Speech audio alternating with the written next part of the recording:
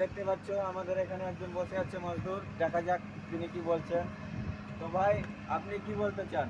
ভাই আমি অনেক কষ্টই আছি, কিন্তু আমার অনেক দিন থেকে ওই পাটা ব্যথা আছে। হ্যাঁ। ঠিকাদারকে কয়বার কইছি ভাই আমার টাকা দিয়ে আমি চলে যাব, কিন্তু ঠিকাদার কথা শুনছে না, না ফোন তুলে কোনখানে আছে ঠিকাদার। এখানে আমি কার কাছে যাব বলো?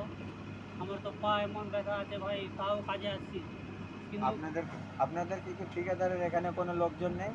না ভাই, আমাদের কোনো লোকজন নাই। আমি লোকের কাছে এখন ভিক্ষা করে যেতে হবে, না হলে কোনো উপায় নাই ভাই।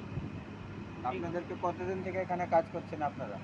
আমি এখানে মোটামুটি 6 মাস হয়ে গেল ভাই। 6 মাস? হ্যাঁ, ছয় 6 মাসে 1 টাকাও দেয়নি আপনাদেরকে? 6 মাস থেকে দিয়েছে টাকা ভাই, মানে বেতন টেতনের থেকে ওর থেকে আধা দিয়েছে।